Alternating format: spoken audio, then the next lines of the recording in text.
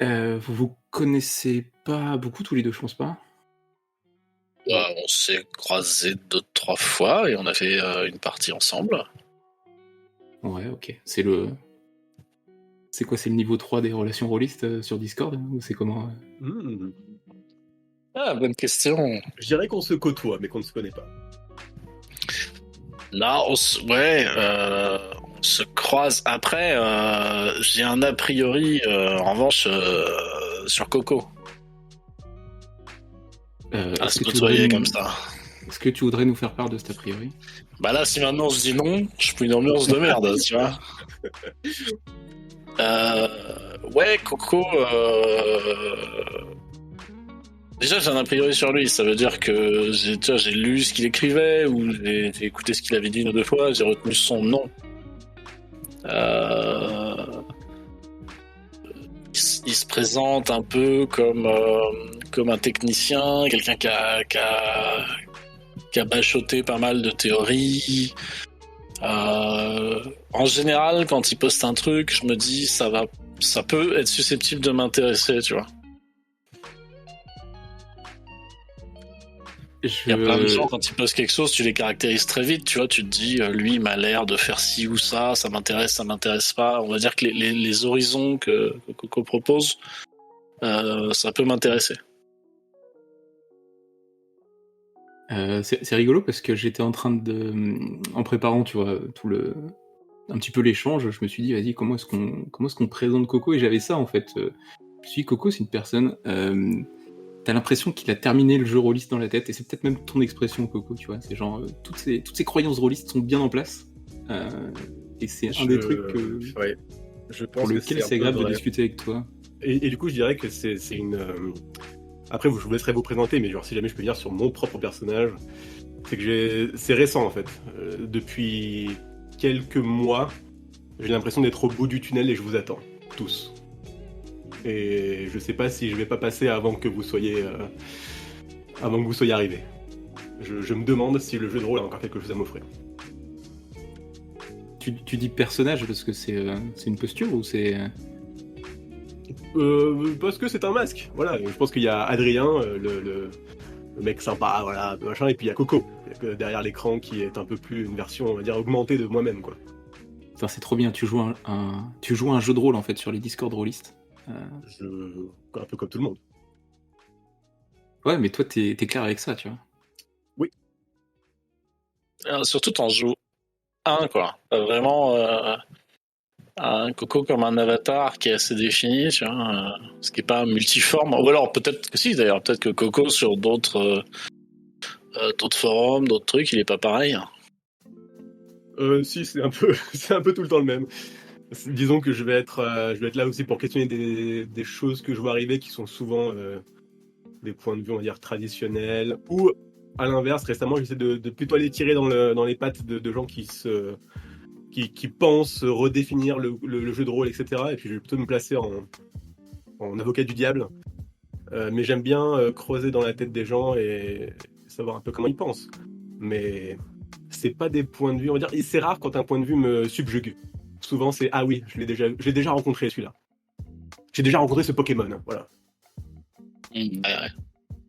Bah, cela dit, je trouve ça étonnant. Comment ça se fait que tu as la patience de ces discussions, d'interroger les trucs, alors que tu dis que t'es arrivé au bout, tu vois?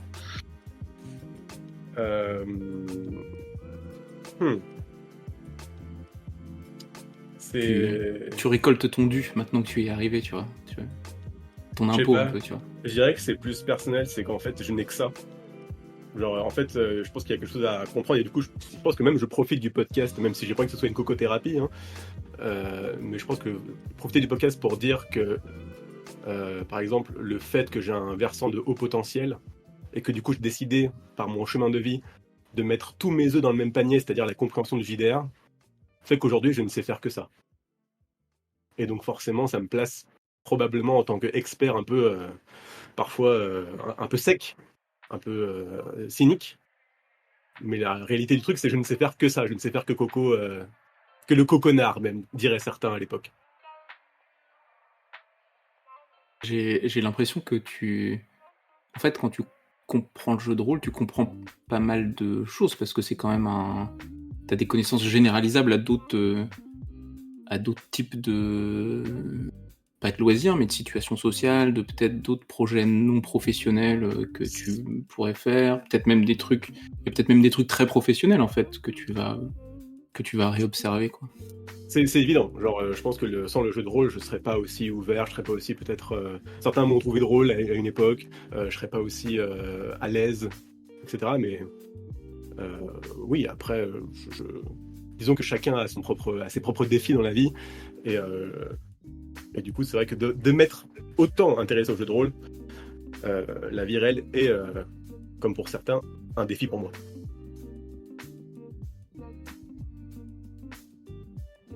Je sais Parce absolument que pas. tu t'es beaucoup... excuse-moi. Vas-y. Parce que tu t'es beaucoup intéressé au jeu de rôle, la vie sociale, réelle, est un défi pour toi. C'est ça que t'as dit? Ouais, en gros, on peut dire que j'ai une expertise, tu vois, que j'ai passé du temps dessus, que je m'intéresse beaucoup au jeu de rôle, à la théorie, etc. Mais en fait, c'est un choix que j'ai fait, et je l'ai fait au détriment de certaines choses. Et donc, du coup, aujourd'hui, je peine sur des relations sociales, je peine sur, par exemple, le travail, et plein de choses qui font que je serai entier.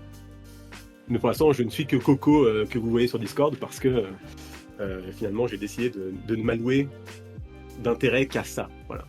Et c'est pour ça que là, d'être arrivé au bout de ce tunnel de mon escapade rôliste, je suis en questionnement sur moi-même. Je me dis, quels sont les prochains hobbies que je vais avoir, à quoi ressembleront mes prochaines relations sociales ou professionnelles, etc.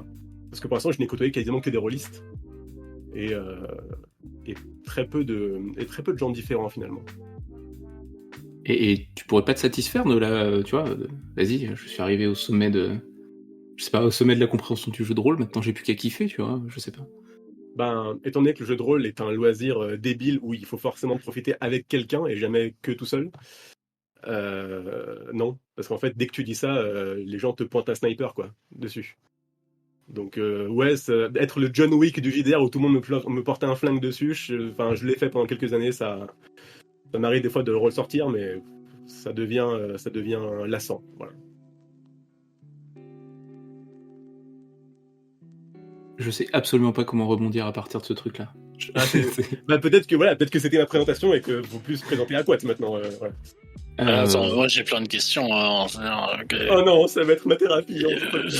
Mais non, mais je suis sincèrement curieux, quoi. Déjà, ce personnage qui annonce, tu vois, j'ai terminé le game, machin. Ça t'attire forcément, tu vois, des regards de travers, des inimitiés. Comment tu le vis? Ou est-ce que ça sert à quelque chose comme une provocation, tu vois, de rocker maquillé, quoi? Qu'est-ce que... Quelle est la strat ou comment tu le vis, tu vois? Ouais, je le vis...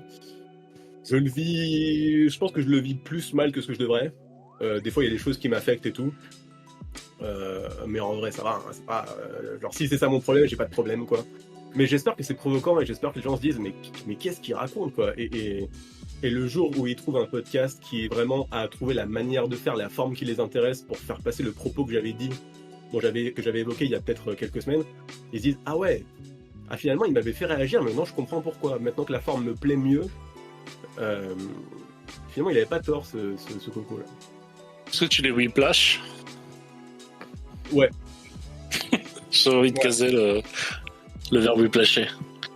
Alors vas-y, expliquez-moi le verbe whiplasher tant qu'à faire, parce que puisque visiblement c'est plus mon podcast, expliquez-moi, allez-y. Vas-y, à quoi? Alors déjà, je pense qu'on devrait dire whiplashir, parce qu'il y en a marre d'inventer des verbes du premier groupe, il y en a bien assez. Et Whiplash, c'est un film où tu as une relation toxique avec ce prof agressif qui te dresse à la baguette. Comment il s'appelle le gars dans je vois très bien le dans film. Karate Kid? J'en ai aucune idée. Mais je vois très bien Whiplash.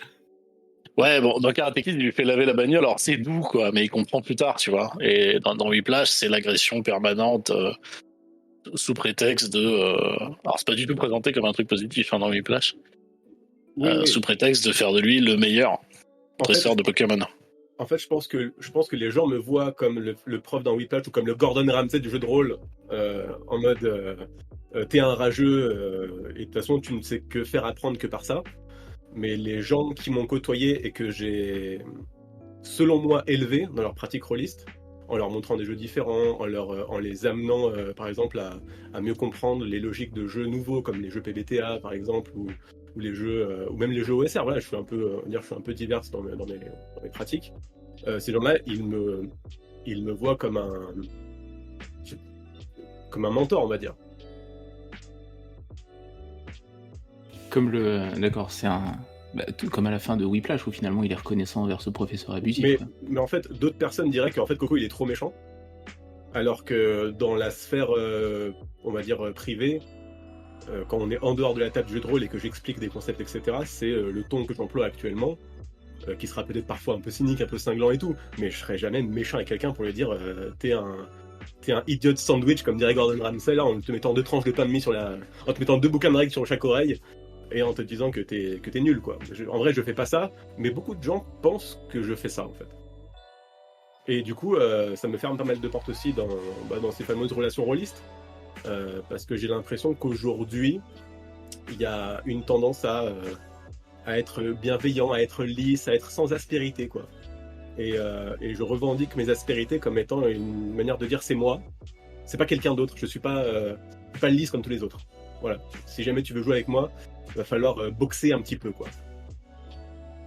Après, moi je te perçois pas vraiment comme une personne, tu vois, méchante ou même avec des aspérités ou j'en sais rien, tu vois. Enfin, de mon point de vue, t'as, tu vois, une certaine vision sur le jeu de rôle et tout, t'es tout à fait prêt à en parler et même à y consacrer du temps, quoi, que ce soit dans un vocal sur le débat du lundi chez le bon MJ, des trucs comme ça. J'ai pas l'impression que ce soit, tu vois, je me figure pas que t'es Gordon Ramsay, quoi, globalement. C'est ce que j'ai été, du coup, chef d'une communauté Discord, etc. Et si jamais un jour ce podcast a atteint leurs oreilles, je les salue d'ailleurs, parce qu'aujourd'hui je ne leur parle plus, peut-être que les sons de cloche seraient différents. Peut-être qu'ils auraient une autre version à dire à mon sujet. Mais après, les gens évoluent. Donc aussi, vous voyez là le cheminement de quelqu'un qui a été peut-être un peu plus sec, qui manquait de tact, et qui aurait pu être méchant. Mais en fait, ce qui a voyagé en fait de toutes ces années, c'est une volonté infinie de transmettre ces concepts de JDR, ces jeux différents, et de faire jouer des jeux pour se dire ce jeu est bien, il fait des trucs sympas, etc. Et j'aimerais que beaucoup plus de gens aient cette curiosité rôlistique, en fait. Ouais. Ça va être beaucoup plus raccord avec ce que je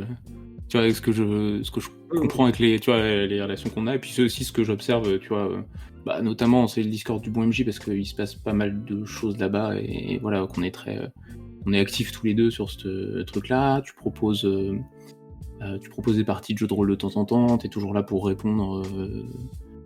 Alors, ouais, ça peut être des manières un peu sèches, etc., mais c'est surtout des manières très... En fait, c'est surtout que tu te caches pas d'avoir un avis, un prisme de lecture, quoi. Oui, voilà, j'assume. Je pense que c'est rare, en fait, de nos jours, d'assumer ses positions. On est toujours dans le entre-deux, en mode oui, tout le monde fait comme il veut, mais... Enfin, moi, je pense ça, mais surtout, tout le monde fait comme il veut, quoi. Je suis pas si d'accord que ça. Surtout dans enfin, tu vois, le jeu de rôle, c'est un petit peu une espèce de niche avec des gens qui aiment bien avoir des avis un petit peu différents les uns des autres, hein, des espèces de trucs de snobisme, tu vois. Donc j'ai l'impression qu'on est toujours... Moi, je vois pas beaucoup de gens qui sont chacun fait comme il veut, la bienveillance ici, etc. Enfin, au contraire, j'ai l'impression qu'il y a quand même plutôt des personnes qui disent moi, mon avis, c'est que, etc. Et que même chacun un peu joue comme il veut. encore ressenti. Ouais, je suis d'accord. En fait, j'ai l'impression que les gens ont... Enfin, comment dire ? En fait, il y a deux... C'est comme si, par exemple, un débat partait en steak, en cacahuète, et qu'à partir du moment où on a établi nos points de vue, et que tout le monde a une opinion très tranchée, la manière de désamorcer le proto-conflit qu'il pourrait y avoir, c'est de dire « mais chacun fait comme il veut ». Ouais, ok, ça je comprends. En société, globalement, à partir du moment où deux personnes sont pas d'accord, ça va vite, soit à la frite, soit à l'abandon, allez, agree to disagree, quoi. Alors que ça pourrait être le terrain de... essayons de définir du coup de quoi on parle et de voir si on peut en tirer quelque chose de commun ou pas, mais... et c'est là que la discussion devient intéressante, quoi. Je sais pas si c'est très nouveau ni très spécifique aux JDR, mais oui, par contre, ça, je le ressens complètement. Je vois ce que tu veux dire. Et du coup, c'est pour ça que j'ai dit récemment dans le Discord du bon MJ de Hugo que en fait le débat du lundi, le channel sur son Discord, c'était mon JDR préféré, quoi. C'est parce que en fait, finalement j'en ai assez de parler des jeux, même si bon, je veux en parler là dans le podcast, mais je pense que les gens sont infiniment plus intéressants en fait, et la façon qu'ils ont de penser le JDR, la façon qu'ils ont de penser tout court. Donc en fait, ça me semble être des bouquins de règles éminemment plus drôles à lire et à comprendre que les règles de Donjons et Dragons ou les règles de Apocalypse World, quoi. J'ai l'impression que t'as un peu ce côté toi aussi, je joue un rôle, etc. Notamment quand on parle de jeux de rôle dans la, tu vois, les sphères, ces sphères de discussion là, quoi. Ouais, bah peut-être comme tout le monde. Moi, je pense j'étais en train de me poser la question, mais je n'ai pas qu'un masque. Il y a des postures que je prends des fois consciemment, et il y a des postures que j'aimerais prendre tout le temps ou hyper souvent, et je le fais maladroitement.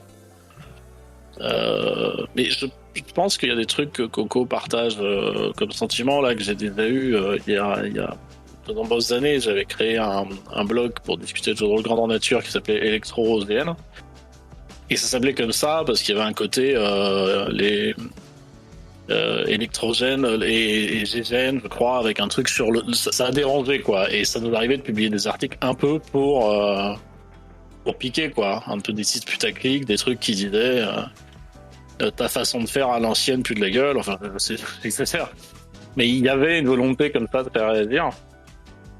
Donc je suis pas mal revenu personnellement. Mais je pense que c'est lié un peu au même. Ça ressemble un peu à la posture de Coco, de dire je vais déranger pour être écouté, pour faire réagir. Ce sera plus direct, et ensuite on arrivera à casser la coquille de l'œuf et arriver à un truc intéressant, quoi. Mais maintenant, pas vraiment, ouais. Bah maintenant j'ai des postures assez bienveillante, quoi, où j'essaye généralement d'écouter. L'envie de dire de temps en temps à quelqu'un qui dit de la merde, ça m'arrive, et en vrai, ça m'arrive, tu vois.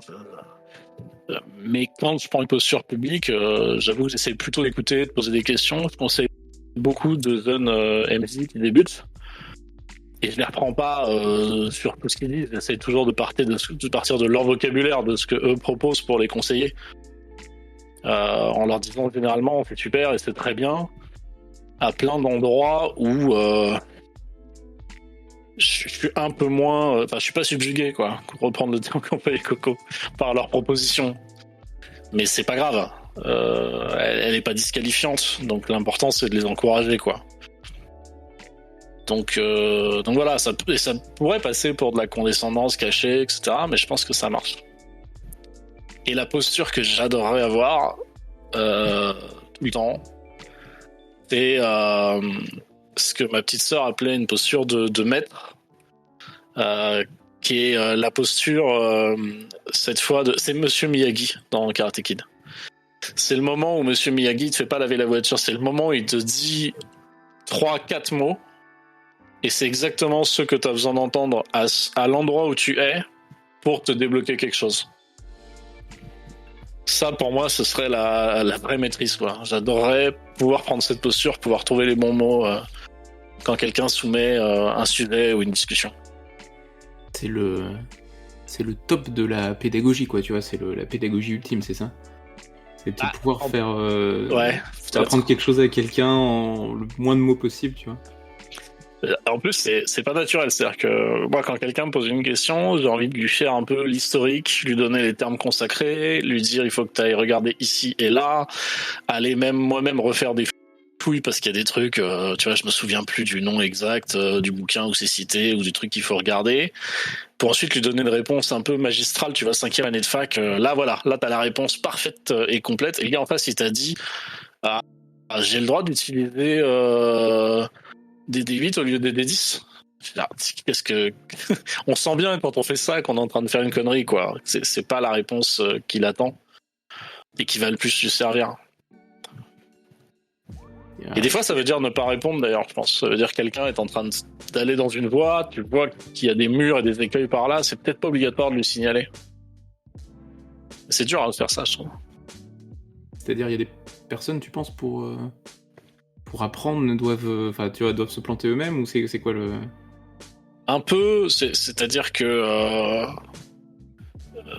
tu peux te dire, il y a des écueils traditionnels de ce que tu es en train de faire. Tu vois. Quelqu'un te dit, je vais faire un scénario qui démarre dans une auberge, par exemple.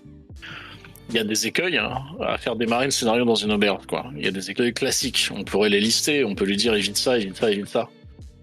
Mais si jamais tu vas parler 1 heure avec la personne et que tu glisses cette information-là au milieu de tout ce que tu lui racontes, est-ce que vraiment ça va être retenu ?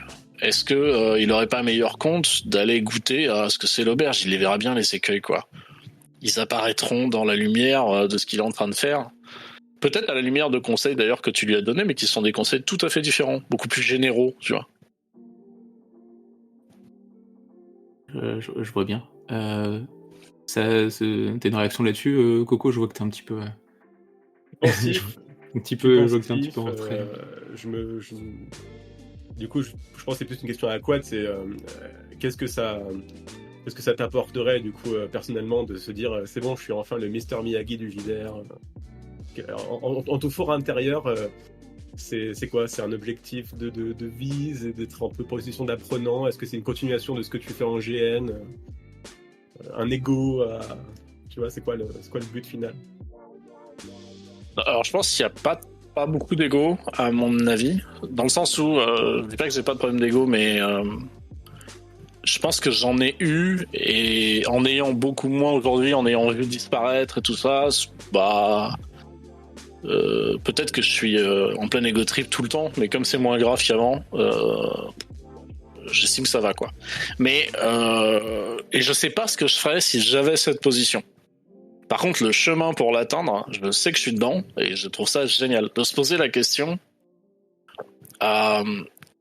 quelle réponse je peux apporter, comment je peux présenter les choses pour que ça ait le plus grand impact en le moins de mots possible et que si possible, ça accompagne la personne dans toute sa pratique du JDR. Je dis la personne d'ailleurs parce qu'on parle pédagogie et des conseils qu'on donne, mais en fait, pour moi aussi, tu vois, ça peut être le cas. Reposer un problème que tu as en design à l'écrit en peu de mots pour le clarifier et te dire j'ai réussi ça, oh là là. Ah, ça me file la gaule. Vous avez rencontré des monsieur Miyagi du JDR qui vous ont fait passer des conseils ultimes en 5 mots? Ou lu quelque part, ou je sais pas. Je pense qu'on était à peu près au même niveau de compréhension du JDR, mais du coup, il y a peu de personnes qui m'ont subjugué comme celle-ci, qui m'a simplement dit qu'en fait, le JDR, c'est juste la somme, c'est plus que la somme de ses parts. Et en fait, quand tu comprends ça, je pense que tu comprends tellement beaucoup de choses que ça n'a pas besoin d'être analysé plus en détail, quoi. Il y a une secret sauce dans le JDR qui fait que c'est plus que la somme de ses parts. Et quand tu dis ses parts, c'est quoi? C'est les choses que tu mets dedans? C'est les personnes qui prennent part au jeu? C'est quoi les parts, en fait? Ouais, le JDR est plus que les règles, l'ambiance et les joueurs réunis, quoi.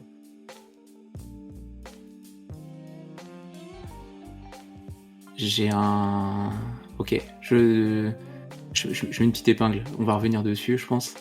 Ouh là là. À quoi, toi, il y a des conseils, toi? Il y a des conseils à la Monsieur Miyagi? Ouais, ou lu quelque part? Je pense que oui. Mais je suis pas sûr que ce soit en 3 mots ou des grands aphorismes, quoi. Il y a des images qui me sont restées, qui viennent pas forcément du jeu de rôle, d'ailleurs, qui sont des conseils encore plus généraux que ça. et que j'emploie régulièrement ou qui m'ont marqué.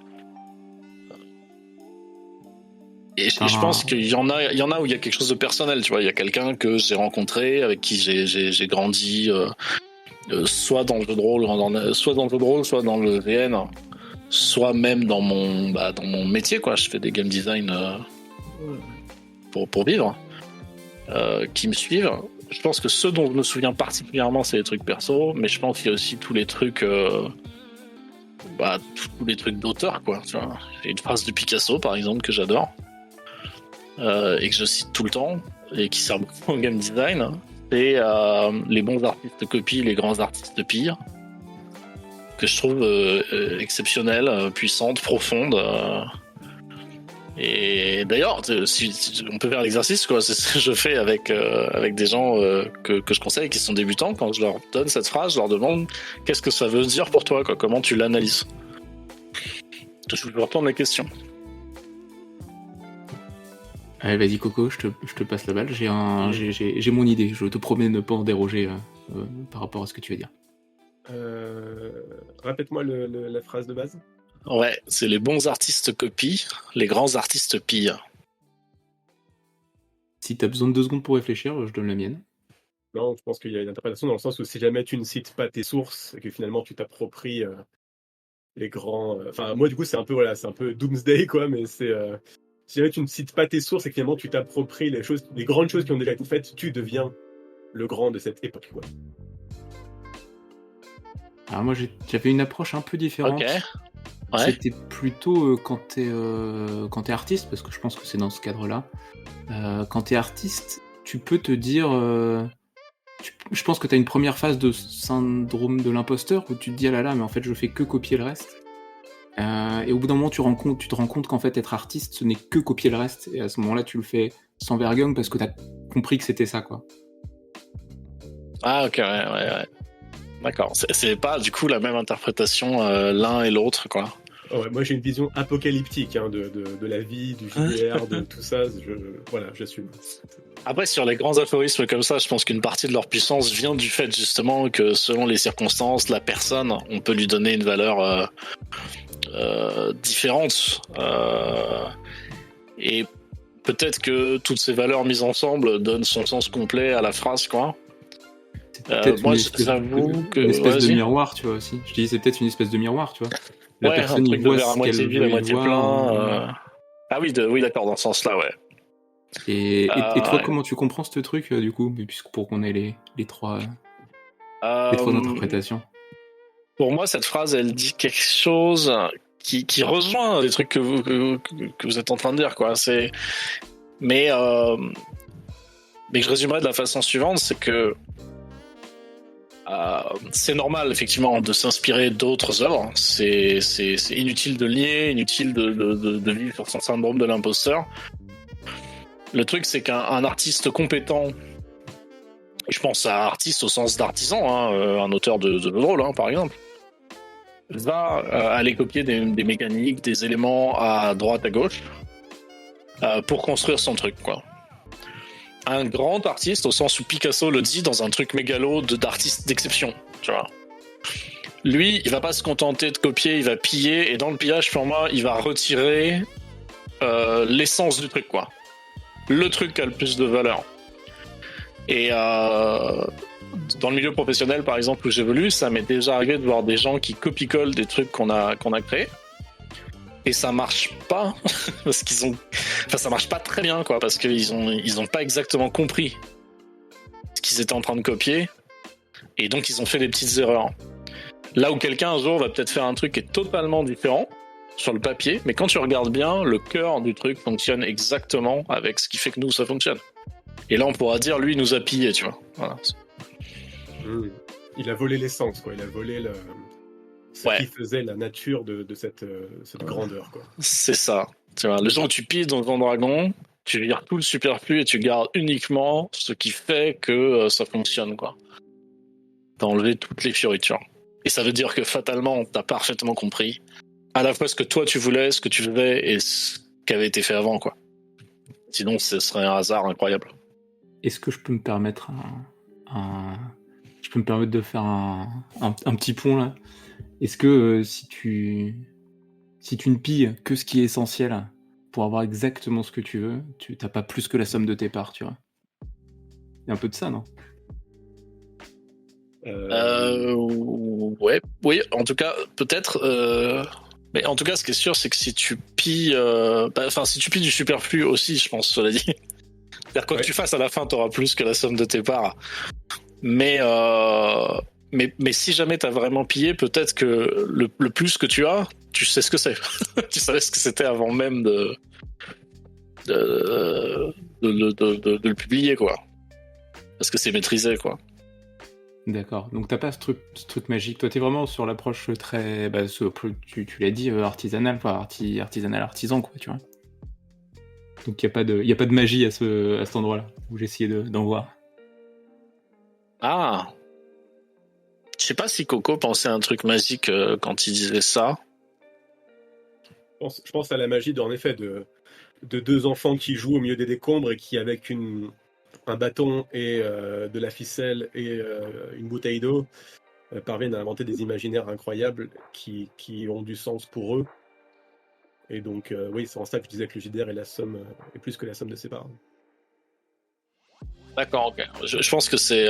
ok, donc I feel you, les gars. C'est juste que le mot magique, je l'avais pas percuté. Je suis assez terre à terre là-dessus, qu'on l'employait au sens... un truc qu'on comprend pas, quoi. On est d'accord que c'est pas magique, quoi. C'est juste que les paramètres sont trop nombreux et nous échappent, quoi. Oui. Ok. Désolé, il faut me...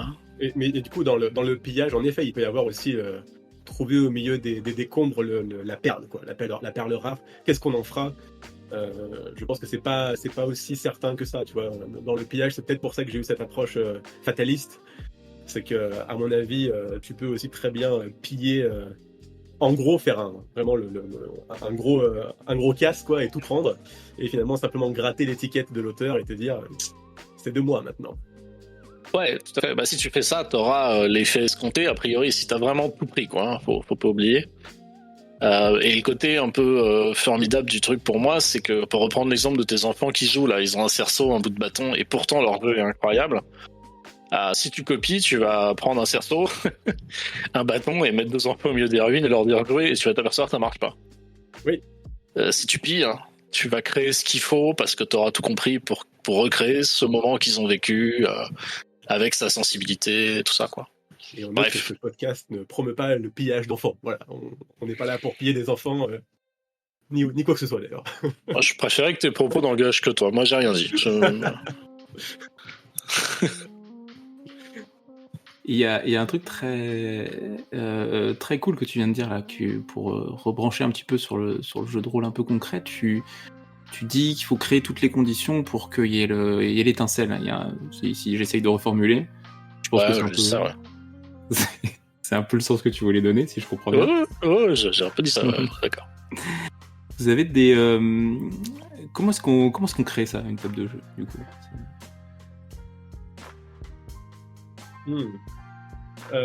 J'ai une réflexion. Parce qu'en fait, j'ai le sentiment d'avoir été trahi plusieurs fois en JDR, notamment parce que peut-être que, comme je suis loin de mes amis IRL, du coup, j'ai tendance à mettre beaucoup d'importance dans mes relations virtuelles. Et en fait, à chaque fois, je crée un relationnel avec des gens, j'ai envie de jouer beaucoup avec eux, j'ai envie de voir comment ils pensent, etc., comment ils jouent, et à chaque fois, je découvre, par le biais du jeu, des gens extraordinaires. Et je me sens souvent trahi de les voir, par exemple, partir du hobby parce que soit ils travaillent trop, soit ils ont plus le temps, soit ils sont sur d'autres tables, etc. Et souvent je me dis ça me fait tellement mal que mon copain il soit parti jouer autre part, tu vois. Je suis jaloux un peu. Et du coup je pense que là actuellement je suis dans une optique de chercheur d'or, quoi. Quand je crée une partie de JDR, je vais mettre mes mains dans la crasse pendant, désolé pour tous ceux qui nous écoutent, mais pendant quelques temps à faire des one-shots et des one-shots et des one-shots jusqu'à ce que je trouve mes 4 pépites, quoi. Et c'est sur ces pépites-là qu'en fait on va faire les games extraordinaires.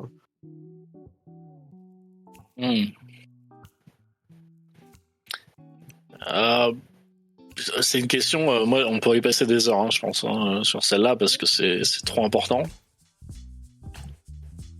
Mais Est-ce que, vas-y, mais deviens le professeur Miyagi.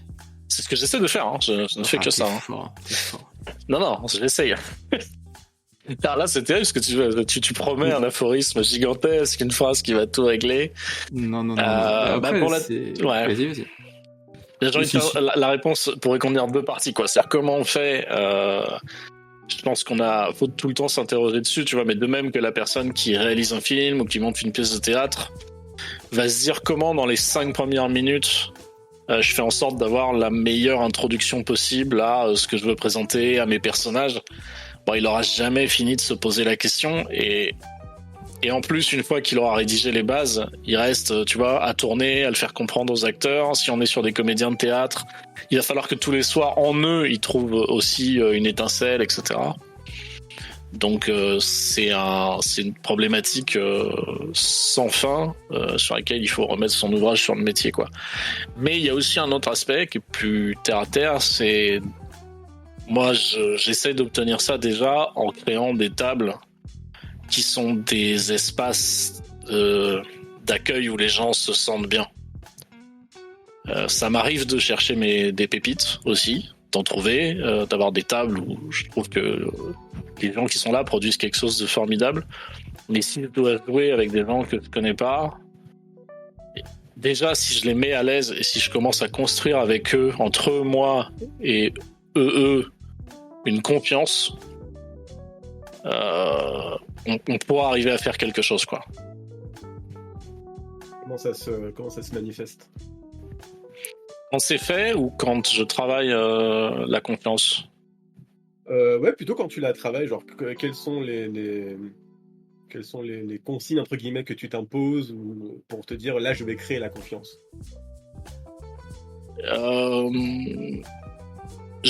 Le premier truc, c'est que je démontre et je dis que le dialogue est toujours ouvert. Je fais pas une promesse que je peux pas tenir en plus. C'est pas, je fais pas du love bombing avec mes joueuses et mes joueurs, quoi. Je leur dis à cette table, il y a quelque chose qui sera toujours vrai, c'est que tu pourras toujours me parler de tout ce que tu veux. Et si jamais c'était pas possible, va en parler à quelqu'un d'autre, quoi. Il y a aucun sujet tabou, tout peut être abordé à tout moment. Et j'essaie d'en faire la démonstration tout le temps. Est-ce que c'est fatigant? Non, pas du tout. C'est même ultra reposant. Moi, je suis quand je fais une partie de jeu de rôle, je sais pas si vous êtes comme ça, mais quand je fais une partie de jeu de rôle et qu'elle est ne serait-ce que en dessous de mes attentes pendant un court moment, je peux ne pas dormir. Pas parce que je suis au fond du gouffre et extrêmement malheureux, mais parce que je suis dévoré de comprendre ce qui m'a pas plu, ce que j'ai ressenti, de savoir si j'ai bien lu et compris ce que disaient les autres, pour l'améliorer, pour le changer, pour voir ce que j'aurais pu faire différemment. Si jamais le dialogue est pas ouvert, c'est là que je trouve ça fatigant, parce que t'es juste dévoré par tes a priori, des questions où t'auras pas la réponse. Si le dialogue est en permanence ouvert, tu finis par avoir une telle confiance que t'as la certitude que par exemple t'as des retours sincères et honnêtes des gens. Ok. J'ai l'impression dans mon expérience de jeu de rôle qu'en fait j'ai été comme ça à un moment donné. Et je me suis dit, je vais farmer la positivité, entre guillemets, je vais faire en sorte que tout le monde se sente bien, qu'il y ait une bienveillance à la table, etc. Machin. Et en fait, de ne pas avoir de rendement, on va dire, efficace. C'est-à-dire que t'as beau être bienveillant, t'as beau voilà, prôner la confiance, si quelqu'un en face n'est pas dans ce mood-là aujourd'hui, ça ne marche pas. Si quelqu'un n'est pas dans le mood... Si quelqu'un n'est pas dans le partage aujourd'hui, n'a pas envie de parler de ses problèmes, ni quelqu'un, voilà, machin, t'as beau être ouvert, t'as beau être t'as beau te dire, vas-y, viens avec toute ton authenticité, etc. La personne en face est fermée, muette, et à ce moment-là, en fait, j'ai l'impression, en tout cas, c'est plutôt personnel, mais de moi d'avoir mis beaucoup de calories sur ça et faire en sorte que tout le monde ait un bon moment, quoi, et que cette personne en fait n'a rien mis finalement, ou elle a mis beaucoup de choses à rester muette, secrète, et qu'au final en fait on a tous les deux dépensé beaucoup trop d'énergie pour rien, quoi. Ouais, je comprends. Je pense que déjà, c'est pas une science parfaite, quoi. C'est pas parce que je fais ça que l'alchimie complète va arriver. Mhm. Je pense aussi que c'est pas forcément. Faut pas confondre le fait que la relation de confiance, je cherche à la construire avec le fait que je puisse pas faire des propositions de jeu qui sont difficiles ou pas pour tout le monde, tu vois. Et que quelqu'un soit pas dans son assiette, quoi. C'est juste que si jamais je fais pas ça, j'ajoute des problèmes, moi, j'ai l'impression. Mais après, encore une fois, ça me coûte pas cher de faire ça. Ok. C'est peut-être venu avec le temps, cela dit, ça m'a peut-être coûté très cher au début, honnêtement, je sais pas.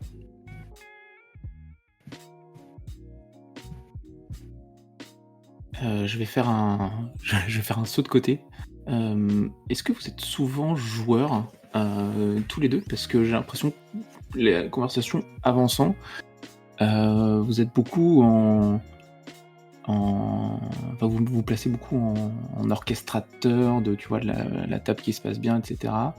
Et de manière un peu inhérente au rôle de MJ, moi j'ai envie de voir, j'ai envie de mettre un peu le truc sur de le prendre de biais. Qu'est-ce qu'il en est quand on est joueur en fait sur cette histoire, sur tu vois, créer les conditions, les étincelles, le truc de réciprocité aussi, d'énergie à mettre, à pas mettre. Donc est-ce que de base vous jouez beaucoup? Moi je suis clairement plus MJ que joueur, de prime abord, parce qu'en fait je trouve peu de personnes qui me satisfassent en tant que MJ. Et le deuxième truc, c'est qu'en fait, dans les jeux qui m'intéressent, qui sont plutôt tradis, etc., en ce moment, je tourne beaucoup à l'OSR ou des trucs comme ça, en fait, souvent, il n'y a que le MJ pour tenir une table. Et donc, je peux faire tous les efforts que je peux, être un joueur efficace et qui donne la balle, etc., etc. On va dire la convention, c'est qu'en fait, le MJ tient sa table et qu'il n'y a que lui qui a le pouvoir. Donc, en fait, mes efforts sont réduits, quoi. Sont limités. Et donc pour toi, c'est une affaire de pas passer une mauvaise partie, ou en tout cas que l'énergie que tu mets soit... Enfin, que tu penses que tu trouveras pas quelqu'un qui sera facilement MJ mieux que ce que toi tu ferais, c'est ça? Ouais, c'est souvent le cas. Ok. À quoi je pense que t'es beaucoup MJ toi aussi, des discussions qu'on a eues? Plus que joueur, mais je joue quasiment toutes les semaines, hein, c'est-à-dire. Enfin, quasiment toutes les semaines. Il y a des semaines où je joue pas, etc. Mais tu m'as compris, quoi. Et non, je joue pas mal. Ce que je fais moins maintenant, c'est aller chercher d'autres tables. J'ai un peu plus tendance, on va dire, ces 4-5 dernières années, à jouer avec des gens que je connais. Il y a eu quelques moments d'ouverture. Du coup, ça change pas mal de paramètres. Et quand je suis joueur, je suis assez d'accord avec Coco. Je joue surtout à des tables où le MJ a quand même une énorme influence sur toutes ces notions-là. Ce qui m'empêche pas de garder le logiciel en toile de fond et de faire des efforts. Je joue comme si c'était la convention. Il y a des comportements que je n'ai jamais à une table en tant que joueur. Par exemple, je ne juge pas les actions les joueurs, joueuses selon les actions de leur personnage, tu vois.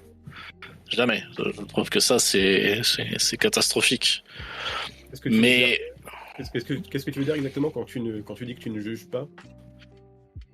Que quoi que tu fasses en tant que joueur à la table, avec ton personnage, je vais jamais, consciemment en tout cas, faire une remarque sur le fait que tu aurais, selon moi, dû faire autrement. D'accord. Oui, genre vocaliser le fait que tu dis moi j'aurais pas fait comme ça. Ou... Ouais. Ok. Mais cette histoire de confiance et d'accueil, je pense que c'est un truc qui, même si ça me demande pas beaucoup d'énergie, encore une fois, ça transparaît dans dans tellement de gestes que tu fais en tant que maître de jeu. Ça peut être l'explication d'une règle, la façon d'accueillir le fait que quelqu'un a besoin d'une pause. Bref, c'est colossal dans les interactions que tu as avec ta table. Donc si un MJ n'a pas ce logiciel-là, moi j'ai l'impression en tant que joueur d'avoir une influence limitée. Ça veut pas dire qu'elle est inexistante, mais beaucoup plus limitée, quoi. Alors que quand je suis maître de jeu à une table, c'est ma table. C'est ma table avant même qu'on parle du jeu. C'est la table où j'aurai toujours mon mot à dire sur l'horaire d'accueil, la façon dont on accueille les nouveaux, les changements de la proposition de jeu, etc. Et puis plus tu établis de la confiance avec ta table, plus, l'air de rien, ton influence grandit, quoi. Parce que les gens savent qu'une proposition qui vient de toi, elle est toujours dialogable. Toujours questionnable, etc. Donc c'est accueilli souvent très facilement. C'est surtout ça que ça veut dire. Parce qu'il faut pas croire que parce que j'estime que mes joueuses peuvent me parler, ils savent quel mot mettre sur ce qu'ils ont ressenti. Hein. Il y en a plein, c'est pas des grands théoriciens. Il y en a qui jouent le dimanche soir 2h30 une fois que la journée, la semaine professionnelle est terminée et qu'on a couché les gamins. Quand la partie, il y a un truc qui leur allait pas, des fois c'est confus dans leur tête, c'est pas du tout évident de parler, c'est même pas qu'ils veulent pas, c'est qu'ils ne trouvent pas forcément les mots, quoi. Et comment t'accompagnes ça, quelqu'un qui a visiblement un blocage mais qui n'arrive pas à mettre des mots dessus? On rejoint le truc de la pédagogie en fait, c'est rigolo d'avoir bouclé. Comment est-ce que t'accompagnes des joueurs qui ont visiblement un problème sans savoir. J'écoute. C'est très bête. Merci. Quand je dis j'écoute, je vais compléter, je vais mettre une virgule. Hein. J'écoute, c'est la phrase, je pense, du maître, tu vois. Parce que quand quelqu'un dit il faut juste écouter, ça veut dire il faut pas parler. Et ça veut surtout dire il faut pas se justifier. Écueil traditionnel, quoi. Un MJ fait un débrief. Il dit qu'est-ce qui vous a plu, pas plu, je sais pas quoi. Quelqu'un va lui dire moi j'ai eu un problème à la scène de l'auberge, j'ai trouvé ça long, et immédiatement il va sans penser à mal, tu vois, se sentir l'obligation de dire ah ouais, j'ai voulu la faire longue parce que j'ai ça en tête. Je vais être brutal, je vais faire une coco, on s'en fout. Juste laisse la personne exprimer ce que elle a ressenti. Du truc, dis-lui que c'est pas grave et c'est ok, t'es content qu'elle l'ait exprimé. Ça compte beaucoup plus que d'expliquer derrière le pourquoi du comment. Et peut-être tu sais pas quoi en faire de ce qu'elle t'a donné là. Mais t'auras le temps d'y réfléchir, toi, puisque tu vas pas dormir de la nuit. Donc, Je plus sois. Et plusieurs fois dans la discussion où j'ai l'impression d'être avec deux rôlistes qui sont chacun des maîtres samouraïs accomplis, mais chacun d'une école différente en fait. C'est assez rigolo. Hein.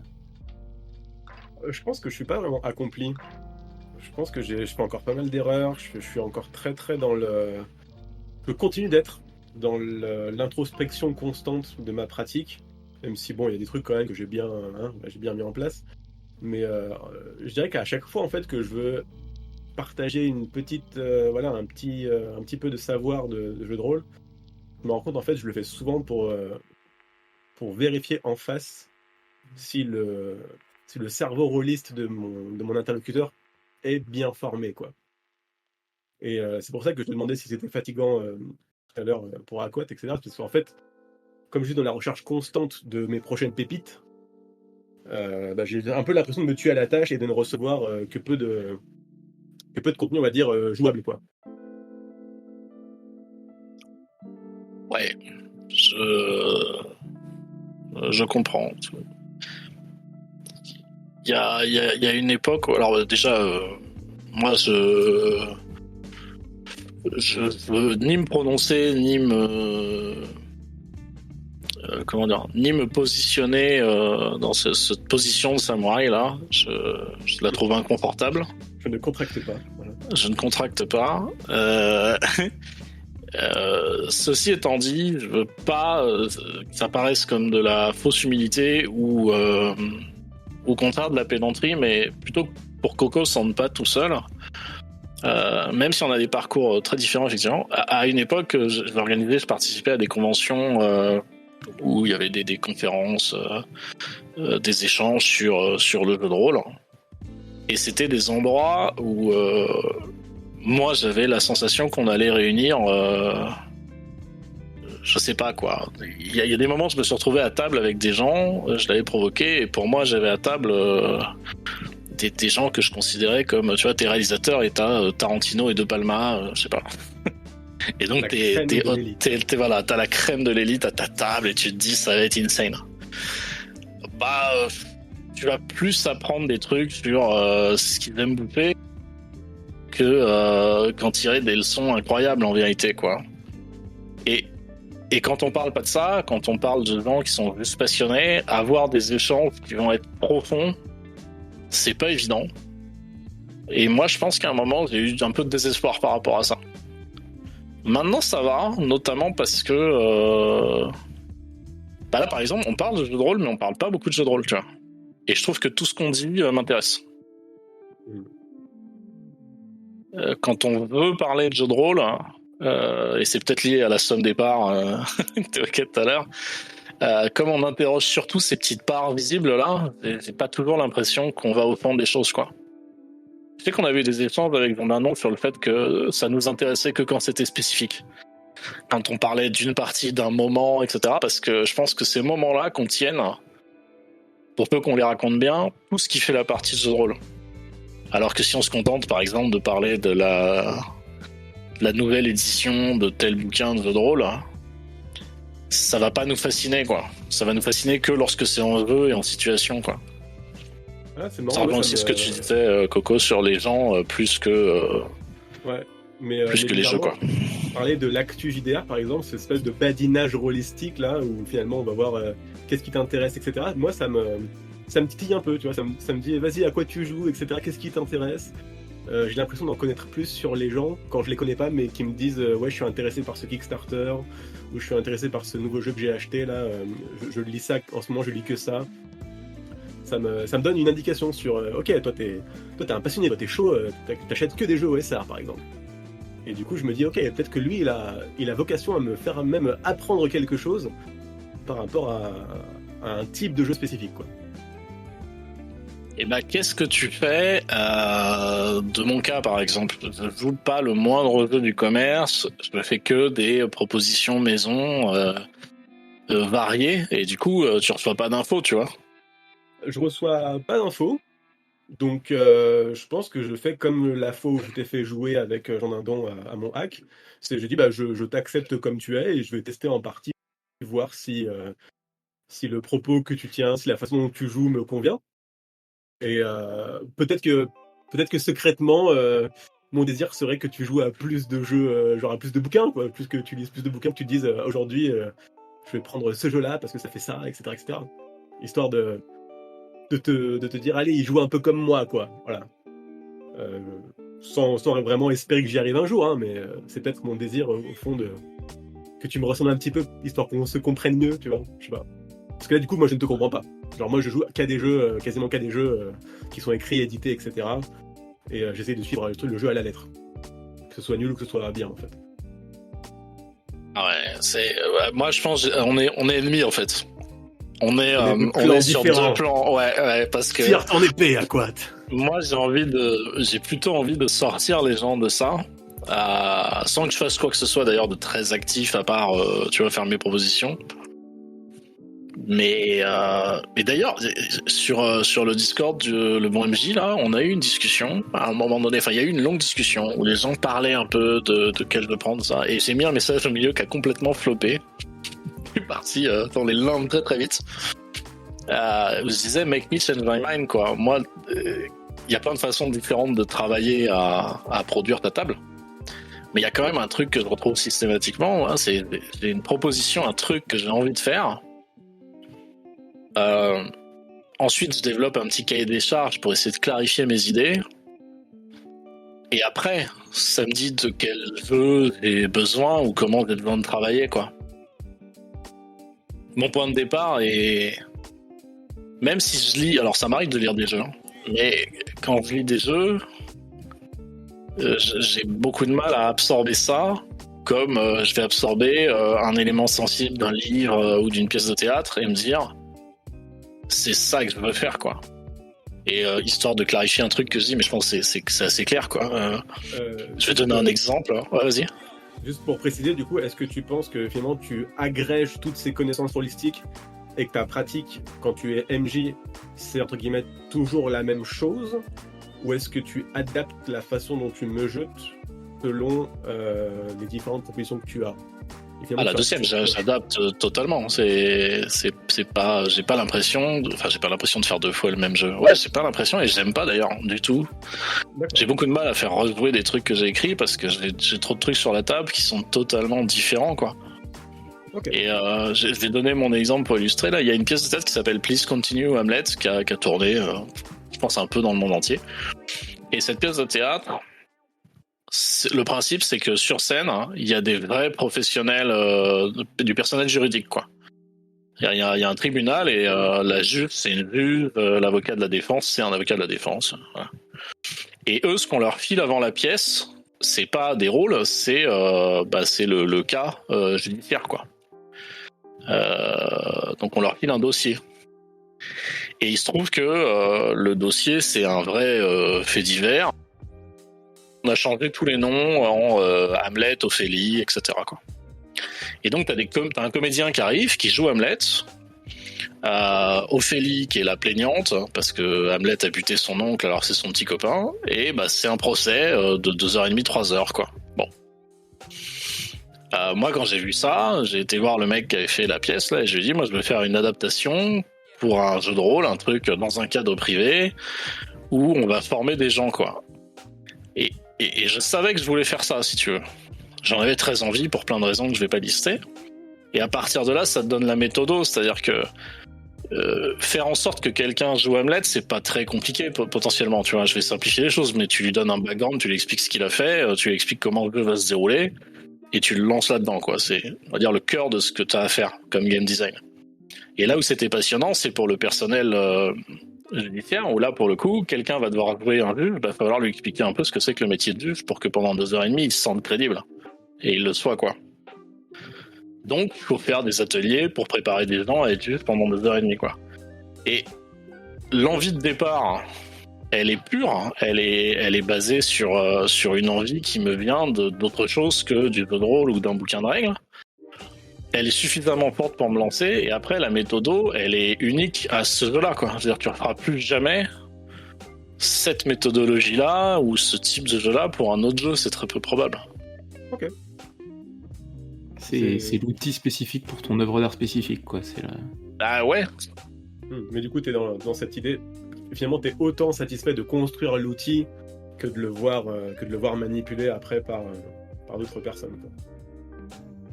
Ça peut. Des fois, il y a des trucs où c'est juste casse-couille ce que tu as à faire. Hein. Là, je pense plus à mon boulot. Ça peut être les deux. Ça peut être plein de contraintes et très très exigeant et très très casse-couille, comme tu dis. Mais ça peut être aussi la satisfaction à la fin de voir le travail accompli et de savoir après comment utiliser l'outil. Je vais pas te contredire toujours en vrai, quoi. Je pense que moi j'adore, je suis passionné par ça, quoi. Concevoir le bon outil, le machin.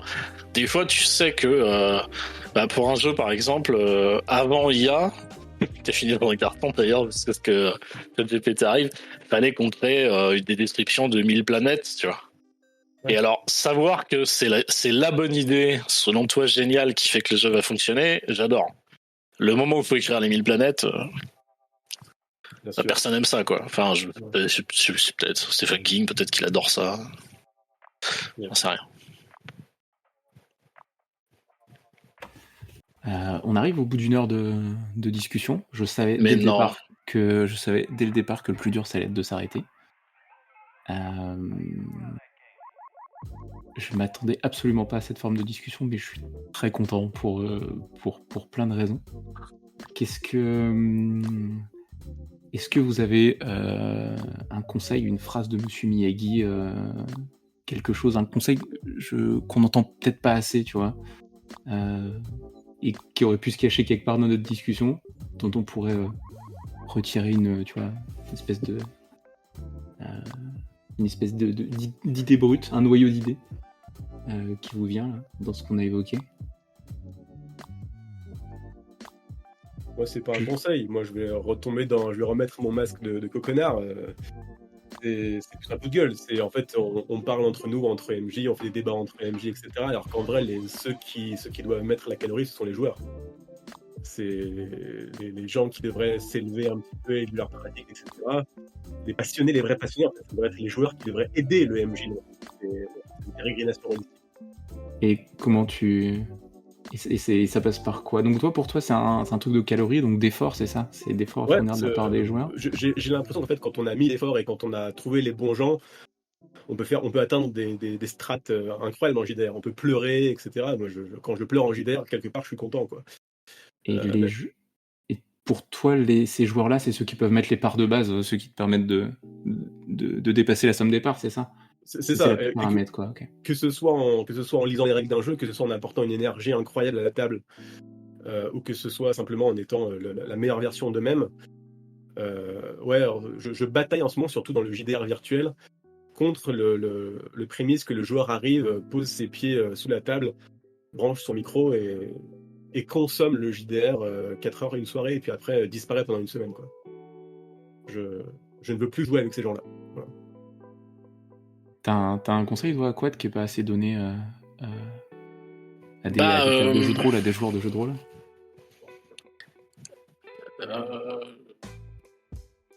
J'ai envie de dire un truc. Si vous avez cette sensation